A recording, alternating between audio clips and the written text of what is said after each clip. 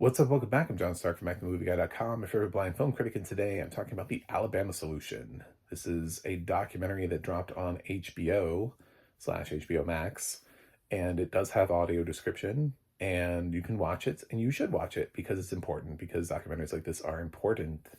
Stories like this are important and told, especially when you see sort of at the end that nothing has really changed, and you're kind of I think like normal people are horrified, but there are also going to be people who are like, nah, they don't deserve it. And that's the problem that we have when you have protagonists who are in prison, is that you just go, yeah, well, they deserve it.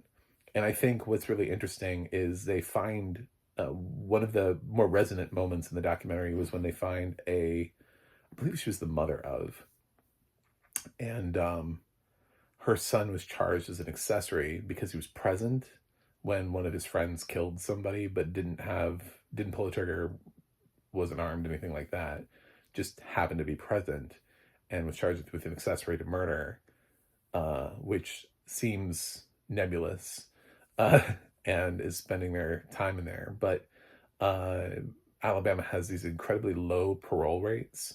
Like 79% of the population are rejected.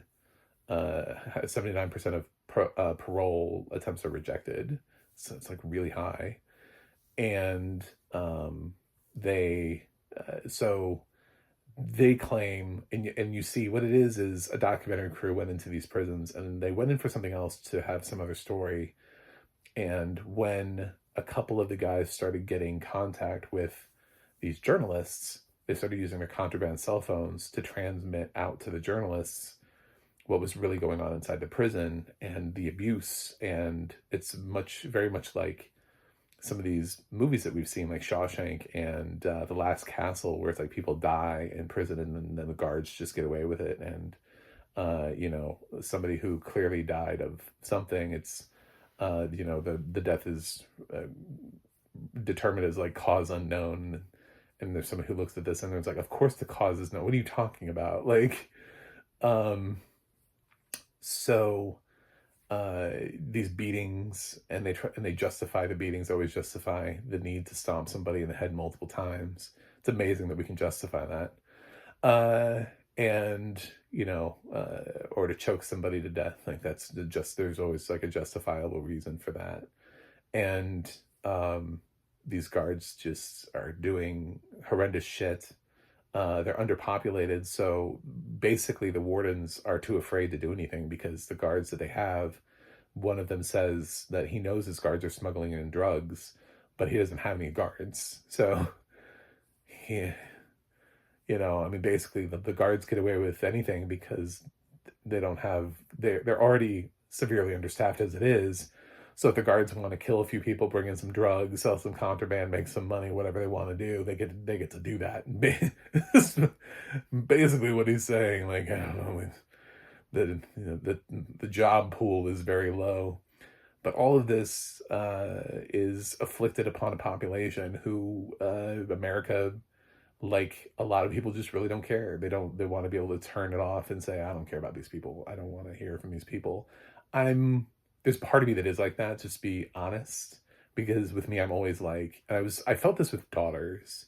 I felt this with when I saw Daughters, one of the reasons I didn't throw that immediately into my top 5 documentaries of the year was I felt like that film needed to just be really clear and say, none of these people are guilty of, a couple of these like really sort of like heinous crimes, like crimes against children, crimes against, like, what are you there for? Because if you're there for just, I don't know, a carjacking or something like that, nobody died, like you stole a car, Grand Theft Auto, okay, like that's a heartwarming story. You made a poor decision, you're learning from it, and you'll be out in time to be able to see your daughter do something. So why not maintain that relationship? So,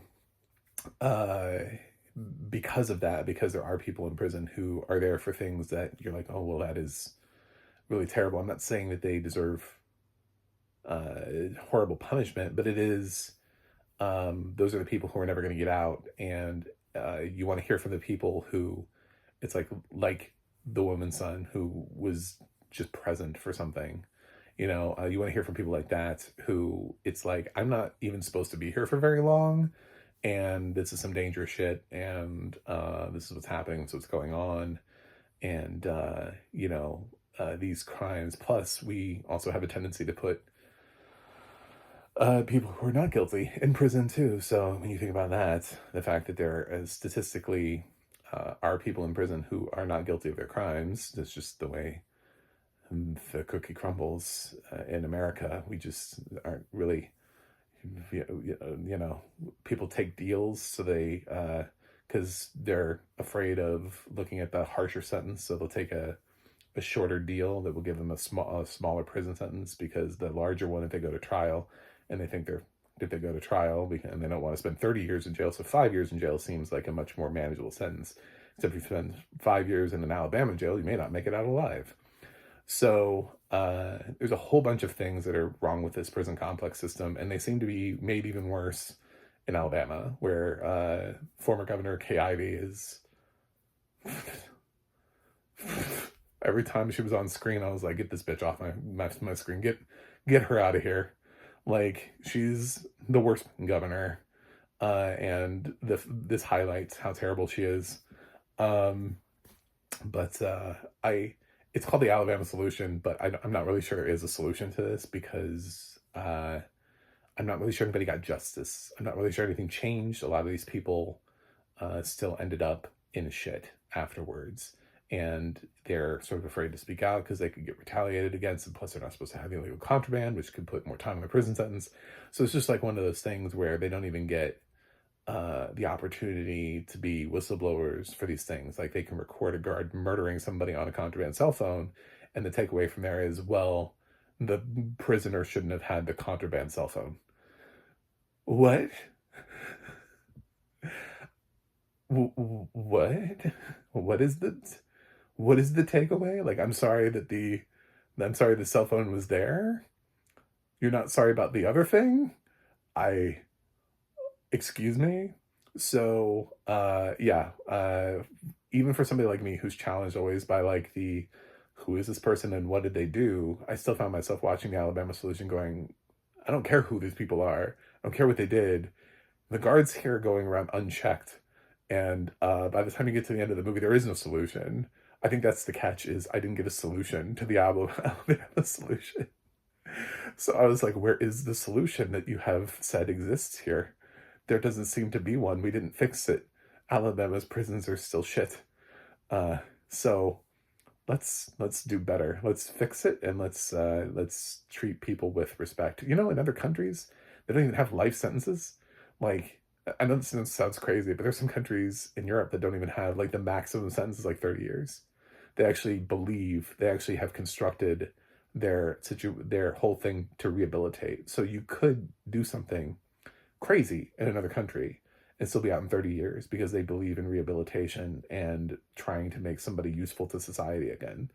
So even the people that you're like, well, this person did something terrible, if they did it in another country, some countries don't have life sentences or death sentences or anything like that. So of course, that would lead to that person rejoining society at some point. Hot take. Meanwhile, over here, we're like, let's try to put millions of people behind bars. Just millions of people. There's a whole thing here about slave labor because of them using prisoners for, this unpaid labor, and lawsuits being filed on their behalf. One of the few things that has any traction at all. This is a very depressing movie. It's one of the best documentaries of the year. This is the kind of movie that I look for every year where I'm like, oh shit, I need my mind to be blown by something that I did not know was happening. Thank you, Alabama Solution. I thought this was a docuseries at first. I wasn't ready for a documentary. And then I got a documentary and I was like, okay, cool. Thank you. This is this packs one hell of a punch, especially when you get to the end of it and you're like, well, we didn't fix anything. Great. Be like watching The Cove, and they're like, they still do this every year, still kill the dolphins, which is actually kind of what they did in The Cove. Still, that's why they released the documentary, was to get you to stop, to try to convince people to stop killing and murdering the dolphins. So yeah, when you watch documentaries like this and you realize that nothing has changed and that the terrible shit is still happening, and you think about like 20 Days in Mariupol, and you're like, well, there's still a war in Ukraine. So I don't think that documentary worked. We gave it an Oscar though, but it didn't stop anything. Just horrified a whole lot of people, but not the right people apparently, because we're still chugging along. So Alabama Solution. Yeah, this is definitely worth your time. Might it be the best documentary of the year? I don't know. I don't know where to put TV documentaries. So far, my favorite documentaries this year have been quote unquote TV documentaries, and I don't know how I can vote that. I need more theatrical documentaries to come through, because otherwise all my votes in my guilds and everything are going to be these TV doc. I don't even know if they're going to qualify. But Alabama Solution, I'm going to give it a 9.3 out of 10. I think it's one of the more affecting documentaries this year. I think better than Daughters.